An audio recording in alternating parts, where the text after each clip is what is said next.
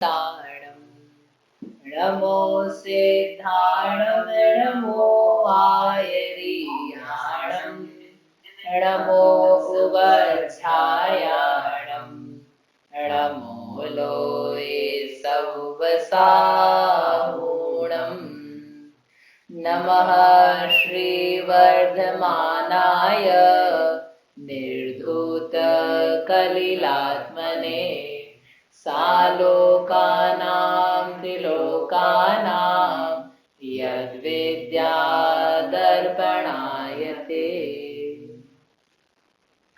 ये परम मांगलिक ग्रंथ श्री रत्नकरण जी शावकाचार्य है। इसके रचयिता आचार्य भगवान श्री समंत भद्र स्वामी हैं। इसके शिक्षाव्रत अधिकार में चतुर्थ शिक्षाव्रत का नाम है वैयावृत्ति नाम का। इसी का दूसरा नाम क्या है? अतिथि संविभाग। अन्य ग्रंथों में इसका नाम मिलता है अतिथि संविभाग। अब ये पूरा हो जाए फिर अपन एक थोड़ा सा कंपैरिजन देखेंगे कि देशव्रत, गुणव्रत और शिक्षाव्रत, इनके नामों में कहीं कहीं क्या क्या डिफरेंसेस हैं। तो पहले पूरा करते हैं इसे। तो यहाँ पर ये बताया था कल कि दान जो है उस दान को ही कहा जाता है वैयावृत्ति नाम का तप, वैयावृत्ति नाम का शिक्षाव्रत, जिसके अंतर्गत मुनिराज को, संयमियों को आहार दान दिया जाता है। आहार दान की मुख्यतया से इसका वर्णन है, आगे जाकर के दूसरे भी दान के बारे में कहेंगे। तो फिर यहीं पे प्रश्न था कि फिर अकेला मुनिराज के लिए जो तपोनिधि गुण निधि है, रत्नत्रय के धारी हैं, ऐसे मुनिराज को क्या अकेले आहार दान के लिए आप कहना चाहते हो या कुछ और भी बात है? तो वो अगले वाले श्लोक में वो कह रहे हैं कि कुछ और भी चीजें उनके लिए करनी चाहिए, वो सब वैयावृत्ति के अंतर्गत ही है। इसीलिए समंत भद्र आचार्य ने वैयावृत्ति नाम यूज किया, अतिथि संविभाग वर्ड यूज नहीं किया। ठीक है, श्लोक पढ़ते हैं, अपने को समझ में आएगा। 22वां है हमारे इसमें, आपके इसमें 112वें नंबर का श्लोक होगा। व्यापत्ति व्यपनोदः पदयोः संवाहनं च गुणरागात्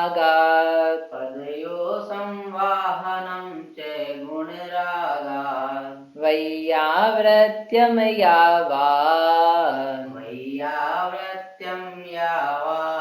उपग्रहोऽन्योऽपि संयमिनाम्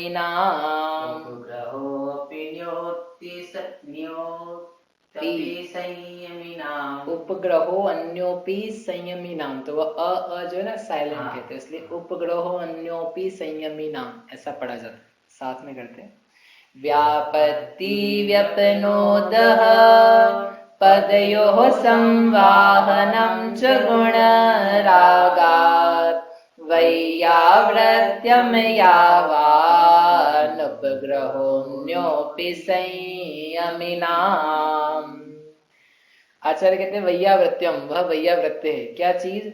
जो व्यापत्ति व्यपनोदः, व्यापत्ति यानी विशेष जो आपत्ति आ जाती, विविध प्रकार की आपत्तियां आ जाती हैं, अनेक प्रकार की आपत्ति, रोग, शरीर में तकलीफ, पीड़ा, क्षुधा, तृषा, कोई चित्त में चिंता, ऐसे अलग अलग प्रकार की कोई समस्या हो सकती है। उस समस्या का क्या करना?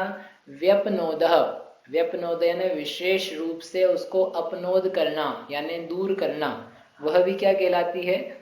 वैयावृत्ति कहलाती है।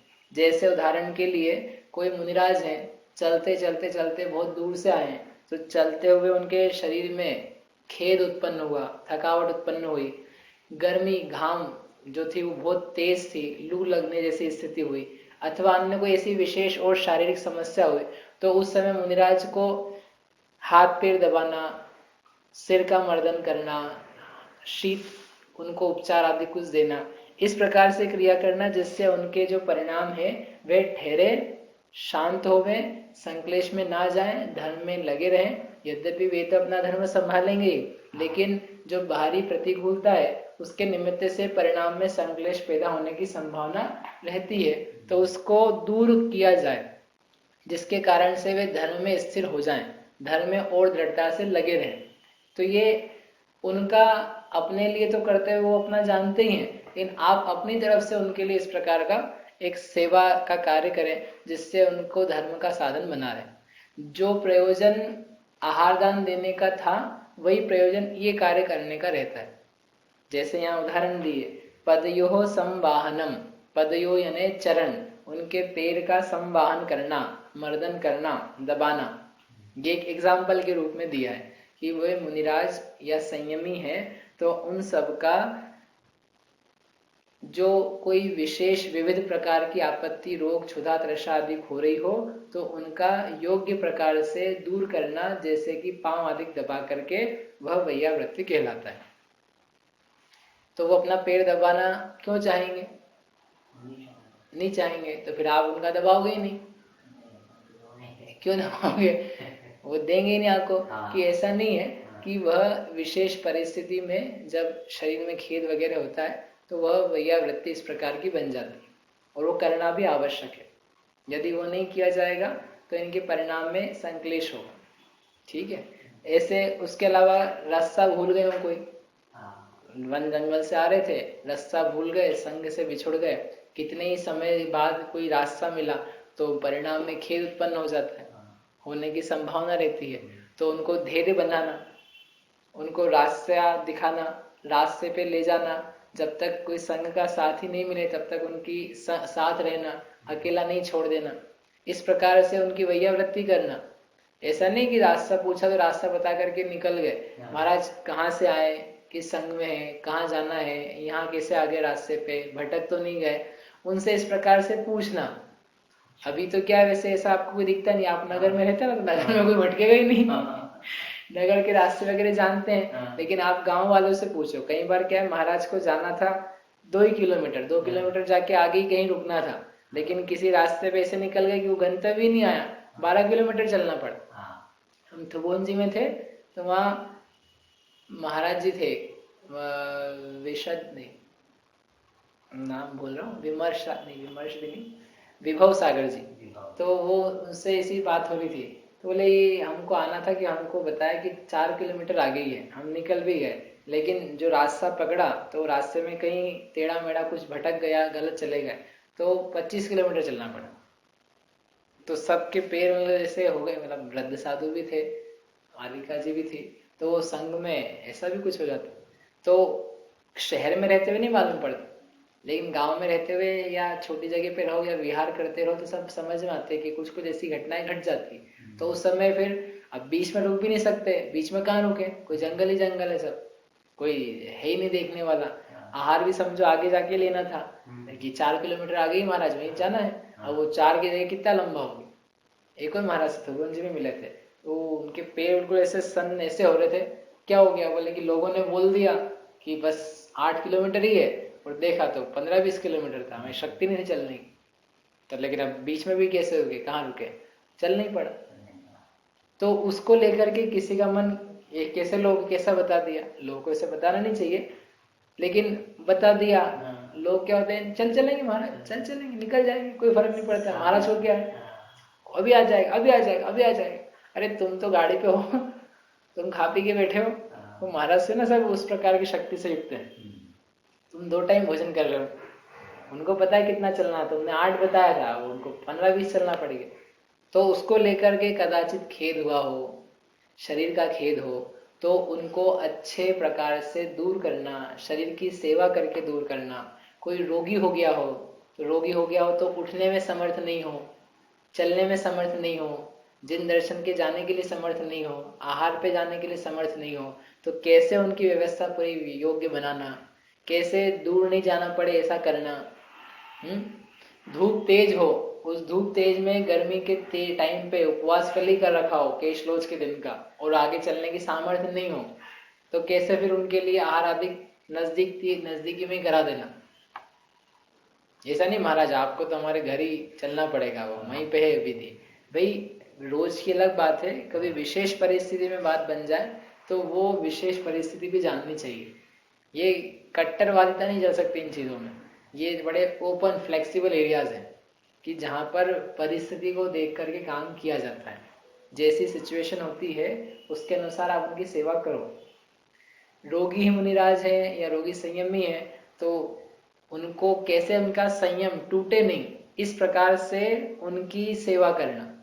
अब वो स्वयं जीवों को देख पालने में, प्रमार्जन करने में, शोधन करने में समर्थ नहीं हो पा रहे, तो आप शोध करके उनका उठाना बिठाना लिटाना ऐसा किया जाए ताकि उनके संयम में दोष ना लगे। वो चाहते हैं करना, लेकिन अभी शारीरिक स्थिति ऐसी बन गई कर नहीं पा रहे हैं, तो उसके लिए कर्तव्य किसका है? आपका कर्तव्य है कि आप उनको इस प्रकार से वो क्रियाएं करवाओ कि जिससे उनका संयम उन दिनों पे ना खराब होवे। मलमूत्र का क्षेपण है वह करना है, उठ ही नहीं पा रहे हैं, तो अयोग्य स्थान में कदाचित कर दिया हो तो उसको स्वयं साफ कर देना, दूसरी जगह रख देना, क्षेपण कर देना, ये सारी वैयावृत्ति के अंतर्गत चीजें हैं। जैसे एक माता अपने बालक का, शिशु का, नवजात शिशु का सारा देख रेख करती है उसे बिना पूछे, समझती है स्वयं, वैसे ये श्रावक है जो व्रती है या अव्रती भी हो तो उसको इन मुनिराज को ऐसा समझना चाहिए कि ये तो कुछ कहने नहीं वाले हैं, किस प्रकार से इनका सारा व्यवस्था हम कर दें। जैसे एक माता बालक का पालन करती है वैसे ये श्रावक इन मुनिराज का पालन करे। लिखा ऐसा ग्रंथ में, ग्रंथ का नाम नहीं याद आ रहा, तो उसमें ऐसा लिखा कि जब मुनिराज आहार के लिए आते हैं तो वो जो श्रावक है वो श्रावक उनकी माता के समान है और ये मुनिराज शिशु के समान है। मतलब क्या इसका कि जैसे शिशु कुछ कहता नहीं है, माता समझ करके उसको देख करके उसके योग्य जो कुछ होता है वो सब करती है, वैसे ये श्रावक ये मुनिराज नहीं बोलेंगे मुझे ये चाहिए ऐसा चाहिए, इस प्रकृति का मेरा शरीर है, मुझे अभी प्यास लगी है या ठंड लगी है या ऐसा ऐसा रोग है तो उसके कारण ऐसा भोजन दो, ऐसा मत दो। वो कुछ कहेंगे नहीं आपसे, वो तो निष्प्रह है उसमें, वो कहेंगे तो उनकी निष्प्रहता टूटती है, उसका भाव भी नहीं पैदा होता। लेकिन ये जो श्रावक है इसको समझना चाहिए कि ये क्या योग्य है इनके लिए, प्रकृति कैसी वर्तमान में, आहार कैसा दिया जाए। अपन पढ़ेंगे इसमें 7 गुण के आगे, उसमें विज्ञानता नाम का जो श्रावक का विशेष गुण दातार का, तो वो देख करके उसकी माता के समान उसका पालन करे। बताओ कितनी बड़ी बात कह। ये ऐसे नहीं कि महाराज आए तो हो महाराज आए हैं, तो सेवा इनकी वैयावृत्ति ऐसी कि तुम्हें स्वयं इस पथ पर चलना है, तुम समझो कैसे चलोगे और इस पथ पर रहते हुए क्या क्या मुश्किलें भी आती हैं बाहरी रूप से, वो भी तुम इसको देख करके समझोगे और जैसा करोगे तो उसके अनुसार फिर तुम्हें वैसी परिस्थिति बनेगी तो तुम्हें दूसरे की आवश्यकता नहीं पड़ेगी, फिर तुम स्वयं अपने आप को भी संभाल सकते हो कि जैसे हमने उनको संभाला था बाहरी रूप से, वही संबोधन अपन स्वयं को लगा सकते हैं। हमने किया है तो कोई हमको करेगा, हम ये नहीं सिखा रहे हैं। इस भावना से तो कभी कोई काम करना ही मत कि हमने आज आहार दान दिया है तो कोई हमको आहार दान देगा।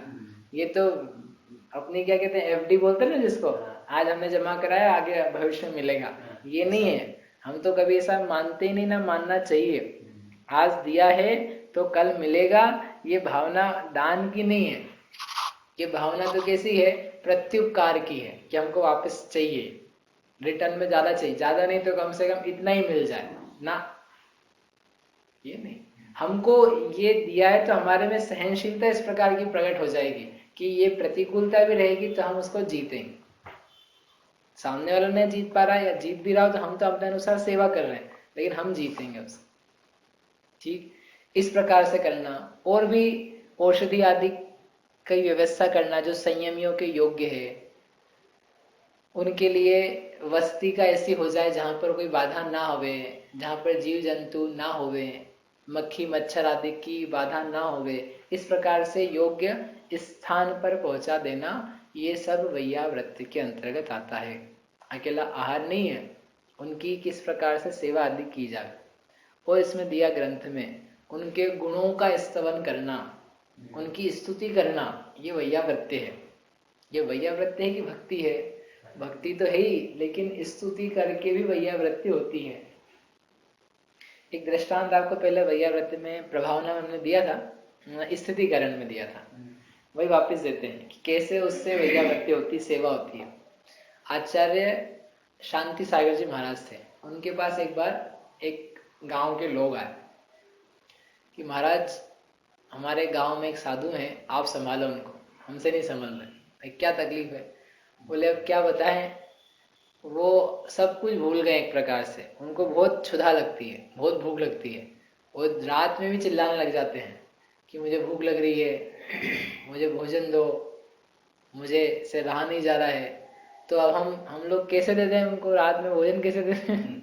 दिन में तो हम आहार मतलब व्यवस्था बराबर करते हैं, कराते हैं, लेकिन उनको रोग हो गया या शरीर की स्थिति हो गई, वृद्ध हो गए, पता नहीं क्या है, हमसे नहीं संभल रहे हैं, आप संभालो, आप देखो जा करके, हम हमारे बस की नहीं है। तो महाराज बोले ठीक है चलते हैं देखते हैं, मतलब साधु हैं तो उनकी साधु को देखना भी योग्य है। तो वो गए उनके पास, और उनके पास जब गए, जहाँ रुके थे वो महाराज दूसरे गांव में, तो उन्होंने बाकी सब लोगों को कहा कि आप रुको, हम भी मिल करके आते हैं। और जब वो गए तो जा करके दूर से ही वो बोलने लगे, साधु महाराज की जय हो, निर्ग्रंथ मुनिराज की जय हो, महान तपस्वी जो भी उनका नाम हो, ये तपस्वी जो हैं निर्ग्रंथ दीक्षा में युक्त हैं, जो संलेखना समाधि धारण किए हुए, छपक राज की जय हो, आप महान हो, आपने श्रेष्ठ कार्य किया है। ऐसे उनके गुणों जो हैं उनमें, जो बाहरी वेश धारण करने से ही गुण है, उन गुणों को लेकर के उनकी प्रशंसा कर रहे, स्तुति कर रहे। और जब वो मुनिराज उनके पास पहुंचे, शांति सागर जी महाराज मुनिराज के पास, तो मुनिराज को बड़ा आश्चर्य हुआ। बोली कौन आए हैं, ये तो शांति सागर महाराज है। शांति सागर महाराज मतलब पूरे भारत में फेमस, मतलब नंबर 1 के आचार्य। तो वो बोले इतने बड़े साधु ये मेरा गुणगान कर रहे हैं, इतनी स्तुति कर रहे हैं, मैं देखो तो मैं किस चक्कर में अटका हुआ हूँ, मुझे क्षुधा परीक्षा हो रही है, भूख लग रही है, शरीर की ऐसी स्थिति बनी है, तो मुझे उस पर जीतने का भाव नहीं आ रहा है, मैं उसमें डूबा जा रहा हूँ, और ये मुझे अभी भी साधु समझते हैं, निर्ग्रंथ समझते हैं, स्तुति कर रहे हैं। इतने स्तुति मात्र करने से वो जो उनकी शल्य थी, जो बाधा थी, वो सब की सब दूर हो गई। क्यों महाराज के पास बैठे, महाराज ने उनसे पूछा सब अनुकूल है क्या है, क्या उपदेश की तो समझो जरूरत ही नहीं पड़ी, इतना मात्र करने से उनकी सेवा हो गई। तो वो आचार्य थे, ये तो सामान्य साधु थे, वो भी समझो भ्रष्ट जैसे हो रहे थे, रात को भोजन मांग रहे हैं, तो उनकी स्तुति कैसे करी जाए, उनका गुणानुवाद कैसे किया जाए? कि भाई तात्कालिक परिस्थिति है ये वर्तमान में कुछ समय का दोष है, उस दोष को गुण करके उसमें जो महानताएं हैं, जो उसकी स्थिति जो जीवन भर किया है, उसको देखो ना। अपन बाकी जगह लगा लेते हैं, यहाँ पे क्यों नहीं लगा सकते थोड़ी देर के लिए, कि इनको इस प्रकार से फिर संबोधन किया तो उसमें उनका स्थितिकरण भी हो गया, यानी वो कहलाया स्थितिकरण, लेकिन वैयाव्रत हुई ना सेवा, साधु की साधु के द्वारा हुई, शिक्षा व्रत वाली नहीं हुई। लेकिन जो एक प्रसंग है कि गुणों के कहने से, उनके स्तुति करने से उनके दोष दूर हो जाएं, दोष ना दूर हो तो उनको जो एक हीन भाव बन रहा है, ग्लानि बन रही है, तो भाव दूर हो जाए। महाराज आप कितने तपस्वी हैं, आपकी निर्ग्रंथता महान है, आपके मूल गुण महान है, आपका आत्मा का भेद विज्ञान, शरीर से भिन्नता ये महान है, आपके जैसा जीवन तो और किसी का है ही नहीं। हम चाहते हैं कि उसी रत्नत्रय पथ पर चलें, हमारी भावना है कि आप जैसे ही बने, आपके जैसा श्रेष्ठ पद जगत में किसी का नहीं है। ये जिनलिंग है, जिन्हें भगवान का धारण किया हुआ रूप है, ऐसे नाना प्रकार के वचन कहे जाएं तो व्यक्ति स्वयं सोचने लगे कि अरे अपन इतने महान पद पर हैं, तो उसका जो खेद था सब दूर हो जाए। आप स्वयं भी देखना कभी कि अपन बड़ी मेहनत से कहीं गए हो, बिल्कुल शरीर टूट रहा हो, रोग हो रहा हो, लेकिन वहां पहुंच करके आपके योग्य कोई प्रशंसा वाचक वचन कहे, आपकी प्रशंसा करे, तो आप उससे क्या कहोगे, देखो अभी तो ये बातें मत करो, अभी तो मेरे को क्या है, दिमाग घूम रहा है, शरीर टूट रहा है, ये सब बातें अपन कल करेंगे। ऐसा कोई भी व्यक्ति अपनी प्रशंसा सुनता हुआ नहीं करेगा। बोले ठीक है सुन रहा है 5 मिनट और सही, मतलब उसका जो उपयोग है ना, उपयोग, वो उपयोग उसमें से निकल जाता है, उस रोग में से, तकलीफ में से, दर्द में से, गर्मी भूख प्यास सर्दी में से, उतनी देर के लिए। और ये लौकिक प्रशंसा तो बेकार की होती है, लेकिन जब गुण के रूप में प्रशंसा की जाए, कि गुणानुवाद ही किया जाए, तो उस गुणों को सुनता हुआ व्यक्ति उस पद को जानता हुआ, उन गुणों की महानता को जानता हुआ, और उन गुणों में रहते हुए क्या नहीं किया जाता है उसको जान लेता है, तो उसका संक्लेश दूर हो जाता है। इसलिए ये भी एक तरीका है, ये भी वैयाव्रत है, गुणों को कहना, गुणों से स्तुति करना, उनको महान समझना, बताना, उनको भरोसा दिलाना, ये वास्तव में महान है, वास्तव में निर्ग्रंथ मुनिराज महान है। और उस महानता में महान आत्मानुभवन पैदा होता है, रत्नत्रय उत्पन्न होता है। तो उस स्थिति की महानता समझना और उससे उनका दुख दूर करना, यदि कुछ है तो उसको कहते हैं वैयावृत्ति नाम का तप। एक ये स्थिति। और एक और अंतिम बात सदाशिव दास जी पंडित साहब ने बहुत अच्छी लिखी, उनके अनुकूल प्रवर्तना, जैसा वे चाहते हैं वैसा उस रूप परिणमन करना। महाराज चाहते हैं कि आप स्वाध्याय करो, आप बोले महाराज हम नहीं करेंगे। वो कहते हैं रात्रि भोजन त्याग का नियम लो, हम नहीं लेंगे। अरे हफ्ते में एक दिन बैठ करके सुन लिया करो, बोले हम नहीं सुनेंगे, हम आएंगे नहीं। तो अब तुम्हारे जैसे लोगों से वो खेदित नहीं होंगे तो क्या प्रसन्न होंगे? बोले यहाँ लोग कुछ सुनते तो है नहीं, समझते है नहीं। रात्रि भोजन त्याग तक का तो नियम इनकी लेने की शक्ति नहीं है। इनसे कुछ भी कहो धर्म की बात, इनको आ ही नहीं आता है, नमो यंत्राणम नहीं आता है। तो ऐसे लोगों के साथ देख करके उनको कोई भाव बढ़िया नहीं बनने वाले। भाई वो कह रहे हैं आप स्वाध्याय करो, तो स्वाध्याय का नियम क्यों नहीं ले सकते थोड़ा सा? वो ये तो ना कह रहे हैं मुनि बनो। एक भी महाराज ये नहीं कहते तुमको मुनि आज बनना ही पड़ेगा, नियम करो 6 महीने में मुनि बन ही जाओगे। अरे भाई मुनि बनाने का कोई नियम नहीं होता, व्रति बनाने का कोई नियम नहीं होता। लेकिन सामान्य सदाचारी रहने के, संस्कारी रहने के, जिन धर्म के जो सामान्य नियम है उनको पालने के, उनके नियम होते हैं कि तुम इतना तो कर सकते हो ना। जिन मंदिर जाओ, रात्रि भोजन नहीं करो, बाजार का नहीं खाया करो, न्याय से कमाओ, न्याय से खर्चा करो, संस्कार दो बालकों को, पाठशाला जाओ, पढ़ो, समझो। इतना यदि कहें और इतना पाले नहीं अपन, तो अपन उनके अनुकूल प्रवर्तन नहीं कर रहे हैं तो उनको देख करके खेद ही होगा कि कैसे जीव हैं, कैसे लोग हो रहे हैं, जैन धर्म कैसा हो रहा है, जैनी कैसे हो रहे हैं। अब उसकी वैयावृत्ति कैसे करोगे? आहार दान देख करके, उनके लिए वस्तिका बना करके। अब पेड़ दबाओ तुम चाहे तो उनको ले, क्या क्या दबाएगा पेड़? जानता तो है नहीं हम है कौन, ये आत्मा क्या है, परमात्मा क्या है, रूप क्या है, कुछ जानता नहीं। तो कहते उसके उनके अनुकूल प्रवर्तन करना, वह भी क्या वैयावृत्ति। उनके अनुकूल यानी ये नहीं कि वो कुछ भी कहते रहे तुम कुछ भी मानते रहो, ये नहीं है। अनुकूल यानी उनके अनुकूल क्या है, निर्ग्रंथ मुनिराज के अनुकूल क्या बात है, वो क्या चाहते हैं। सुखी रहे सब जीव, जगत के सभी जीव सुखी रहे। कैसे रहेंगे? बेर पाप अभिमान छोड़, बेर छोड़े, पाप छोड़े, अभिमान छोड़े, यानी कषाय छोड़े, पाप छोड़े, तो सुखी रहेंगे। नहीं करेंगे तो नहीं रहेंगे। यानी वो ये चाहते हैं कि आप पाप नहीं करो, कषाय नहीं करो, मोह नहीं करो, मिथ्यात्व छोड़ो, आत्मानुभव करो। आप करो, वैसा करने का प्रयास करो। तो कैसे हैं वे? प्रसन्न है। तो हम नहीं करेंगे तो प्रसन्न नहीं रहेंगे क्या?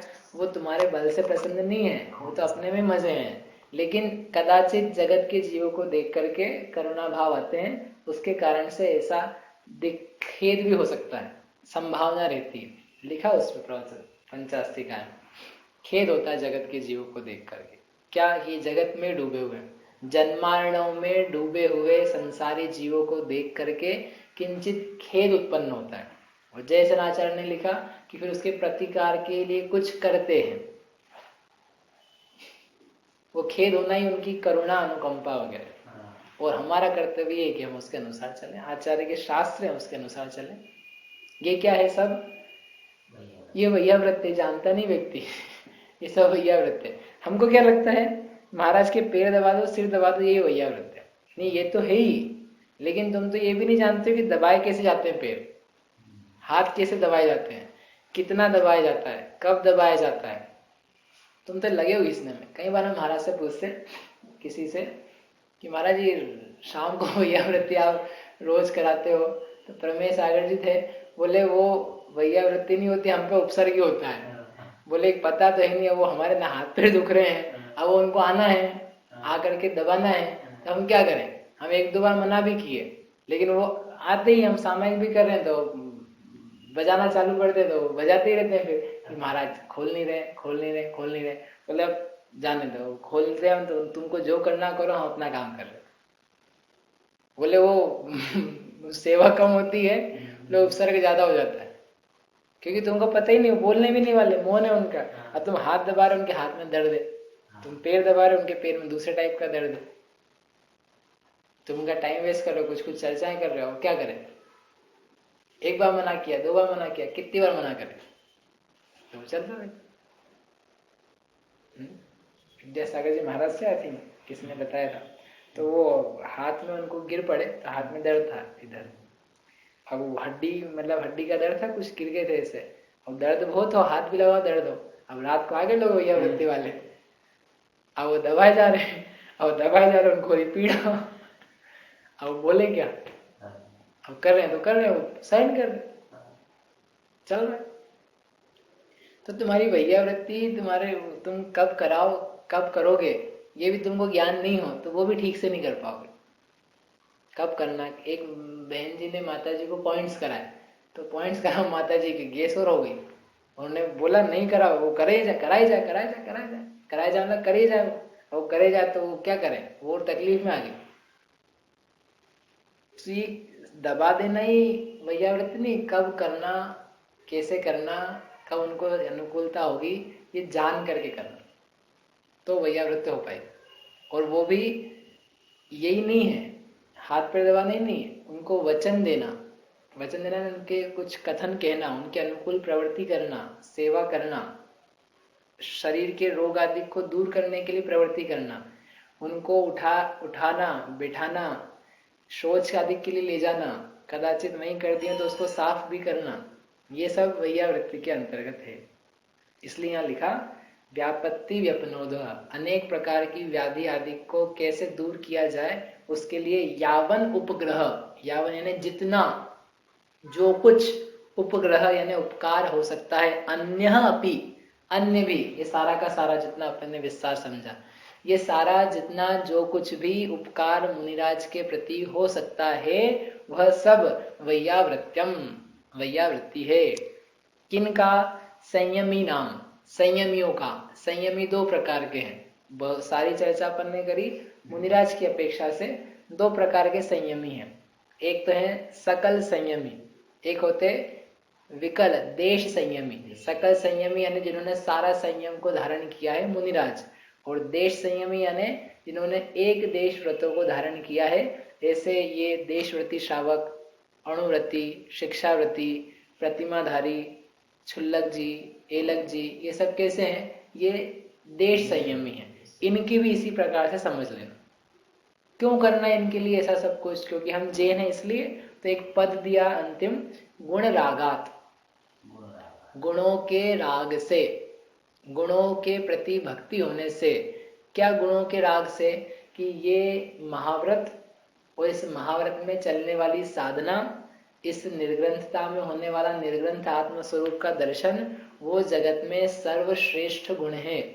हम पढ़ते भी हैं लोकोत्तम, साहु लोकोत्तम, साहु साधु भगवान लोकोत्तम है, लोक में श्रेष्ठ हैं। तो जब श्रेष्ठ हैं हम ऐसा कहते हैं, यानी यही तो है वे श्रेष्ठ, यही तो है वह बाह्य रूप, जिस बाह्य रूप में रहते हुए अंतरंग रूप साधा जाता है, यही है वह साधक दशा जिसमें साध्य की प्राप्ति होती है। इसलिए इस साधन दशा के प्रति हमको बहुत अनुराग है, इस वेश के प्रति, निर्ग्रंथता के प्रति, महाव्रतों के प्रति साधन रूप से हम अंगीकार करते हैं इसे गुणों के राग से।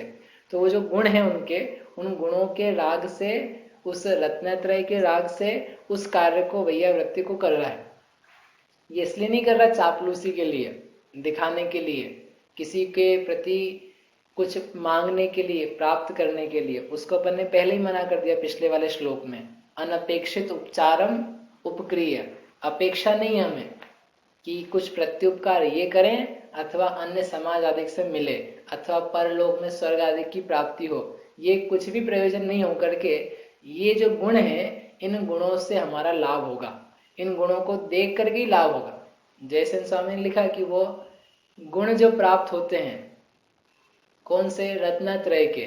तो कोई श्रावक मुनिराज की सेवा करता है, क्यों करता है, रत्नत्रय धारियों की सेवा करने से उसमें रत्नत्रय के गुण आते हैं, उनकी प्राप्ति के लिए। हमें ना स्वर्ग चाहिए है, ना पुण्य चाहिए है, ना अन्य किसी प्रकार का लौकिक लाभ चाहिए। हम अकेला इस शुद्धात्म स्वरूप के साधक योगियों को देख करके, सेवा करके अपने शुद्धात्मा को प्राप्त करना चाहते हैं। ये हमको उसकी विधि बताएंगे, ये हमको शरीर से भिन्न आत्मा का स्वरूप बताएंगे, जिसको प्राप्त करके हम संसार से इनके समान मुक्त हो जाएंगे। ये गुण है उनका, उस गुण को प्राप्त करने की भावना से, वे गुण श्रेष्ठ हैं इस भावना से ये वैयावृत्ति की जाती है। माता बालक की सेवा करती है, कैसे करती है, किस भाव से करती है, ये लड़का मुझे बड़ा होकर के धन देगा, मुझे रखेगा, मेरा पालन पोषण करेगा, इस भाव से करती है कि कुछ और भाव रहता है? कोई कहे उस माता से तुम्हारा पालन पोषण नहीं करेगा, तो माता उसका पालन पोषण करना बंद कर देगी कि नहीं? उसको गटर में डाल जाएगी? अब ये तो करेगा ही नहीं। अब दूसरा अपन देखेंगे कि तुम उसको चाहे लाख समझाओ, देख माता ये लड़का जो है कोई भरोसा नहीं है, आजकल के लड़के देख लो, ये तुम्हें छोड़ के चला जाएगा, ज्योतिष ने बता भी दिया 20 साल बाद ही देश छोड़ के चला जाएगा, और तुम्हारी कुंडली में देश छोड़ना लिखा नहीं है, इसका मतलब तेरे साथ नहीं रहेगा, तो इसको क्यों इतना पाल पोस रही है, क्यों इससे प्रेम कर रही है? तो क्या कहे वो? आप कुछ भी कहो, ये लड़का मेरा है, मुझे इसके प्रति प्रेम उमड़ता है, मुझे इसमें अपनत्व दिखता है, ये मेरा ही है, ऐसा जब मुझे दिखता है तो अब ये भविष्य में मेरे साथ क्या करेगा नहीं करेगा मुझे इसकी कोई अपेक्षा नहीं है। यद्यपि उसका स्वार्थ रहता है, लेकिन फिर भी वर्तमान में जो उसकी ममता है, उसका प्रेम है, वो इतना उमड़ के आता है कि वो भविष्य का विचार नहीं करते, क्योंकि उसे अपना लगता है। ऐसे ही ये जीव को, श्रावक को, ये मुनिराज कैसे लगते हैं? अपने लगते हैं, ये तो अपने ही है, कि तुम्हारा साथ नहीं देंगे, ये तो छोड़ के अभी चले जाएंगे, इनको तो विहार करना है। अरे विहार करते हो सो करें, नहीं करें सो इनकी ये जाने, मुझे क्या देंगे नहीं देंगे, लेकिन मुझे ये अपने लगते हैं, ये मेरे अपने स्वयं के धर्म के संबंधी हैं, ये मेरे पूज्य हैं, ऐसा जान के मुझे इनमें भक्ति अपने आप उमड़ती है, और उसके कारण से इनमें कुछ भी समस्या हो, कुछ भी इनको तकलीफ हो, तो उसको दूर करने के लिए मुझे परिणाम सहज में आ ही जाता है, और आता है तो उसके अनुसार प्रवृत्ति करते हैं। इसलिए गुणों के राग से यह वैयावृत्ति इस प्रकार से की जाती है। हम भी ऐसी वैयावृत्ति को प्राप्त करें नहीं, करवाए नहीं, करें, ऐसी मंगल भावना से अभी की बात यहीं तक करते हैं। अब कल अपन पढ़ेंगे कि वो ये वैयावृत्ति में बाकी सब बातें आ गई ना, अब आएगी कि वो जो आहार दान वाली बात थी वो कैसे दिया जाता है, उसकी विधि क्या है, किसके द्वारा दिया जाता है, और कैसे नवधाधिक भक्ति होती है, उसका प्रयोजन आदि क्या है, वो अपन कल करेंगे। जावाणी के ज्ञान दे सूझे लोकालोक, सो वाणी मस्तक नवो सदा देत हो लोक।